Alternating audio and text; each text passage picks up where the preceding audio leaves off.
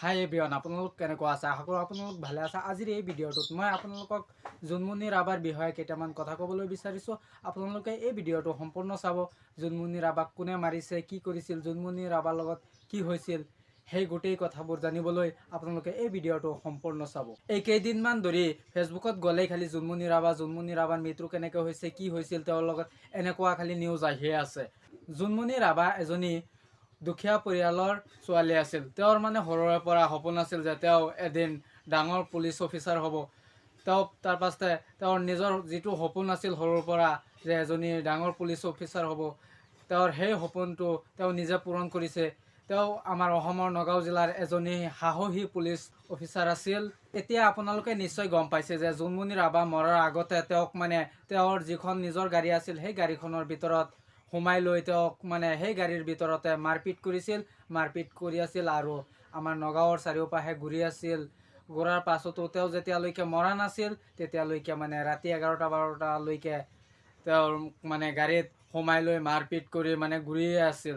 যেতিয়া তেওঁ মৰিছিল, মৰাৰ পাছত নেকি তেওঁক ৰাস্তাৰ কিনাৰত পেলাই থৈ বেলেগ ট্ৰাক এটাৰে খুন্দা মাৰিছিল। ট্ৰাক এখনেৰে খুন্দা মাৰি তেওঁক এক্সিডেণ্ট বুলি দেখুৱাবলৈ চেষ্টা কৰিছিল। নিউজত এনেকুৱা কথা আছে যে তেওঁক এক্সিডেণ্ট বুলি দেখুৱাবলৈ চেষ্টা কৰিছে। এতিয়া আৰু এটা কথা শুনিছোঁ যে নিউজত এনেকুৱা কথা আহিছে যে যিজন ড্ৰাইভাৰে মানে তেওঁক ট্ৰাকেৰে খুন্দা মাৰিছিল তেওঁ নেকি নিজে নিজে আহি আত্মসমৰ্পণ কৰিছে পুলিচৰ ওচৰত। ৰাতি 11 বজাৰ পৰা 12 বজাৰ ভিতৰত তেওঁৰ মৃত্যু হৈছিল। এই পিছফালে যে গাড়ীখন চাইছে এই গাড়ীখনে জোনমণি ৰাভাৰ গাড়ীখন আছিল। এই গাড়ীখনতে ট্ৰাকেৰে খুন্দা দি গাড়ীখনক মানে হেৰি কৰি দিছে, একেবাৰে চেপেটা কৰি দিছে। জোনমণি ৰাভাৰ এই গাড়ীতে মৃত্যু হৈছিল। কোনে মাৰিছিল তেওঁক, কোনে ৰটেৰে কোবাই মাৰিছিল, এইজনী হ'ল জোনমণি ৰাভা। জোনমণি ৰাভাক কোনে মাৰিছিল সেইটো এতিয়ালৈকে ওলাই অহা নাই। এইজনী যে হৈছে এইজনী হ'ল জোনমণি ৰাভাৰ মা। তেওঁ চাইছে যে কেনেকৈ কান্দি আছে। জোনমণিৰ মৃত্যুৰ পাছতহে জোনমণিৰ গৃহত চলিছিল আৰক্ষীৰ তালাচী। জোনমণি ৰাভাক কোনে মাৰিছিল, কোন আছিল সেই নিৰ্মম ব্যক্তিজন যিজনে জোনমণি ৰাভাক মাৰিছে, এতিয়ালৈকে ধৰা পৰা নাই। জোনমণিৰ হত্যাকাৰী কোন, জোনমণিক কোনে মাৰিছে সেইটো এতিয়ালৈকে ওলাই অহা নাই। কোন আছিল সেই নিৰ্মম ব্যক্তিজন যিজনে জোনমণিক মাৰিছিল।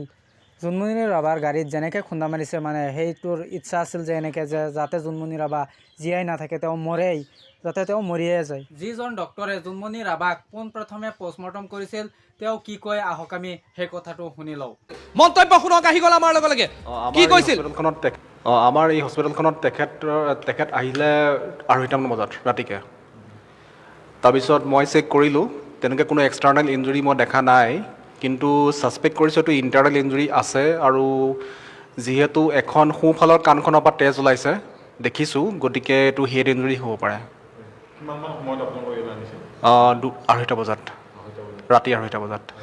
আমাৰ এই হস্পিটেলখনত তেখেত আহিলে 2:30মান বজাত ৰাতিকে। তাৰপিছত মই চেক কৰিলোঁ, তেনেকৈ কোনো এক্সটাৰ্নেল ইঞ্জুৰি মই দেখা নাই, কিন্তু ছাছপেক্ট কৰিছোঁ এইটো ইণ্টাৰনেল ইঞ্জুৰি আছে। আৰু যিহেতু এখন সোঁফালৰ কাণখনৰ পৰা তেজ ওলাইছে দেখিছোঁ, গতিকে এইটো হেড ইঞ্জুৰি হ'ব পাৰে। 2:30 বজাত, ৰাতি 2:30 বজাত।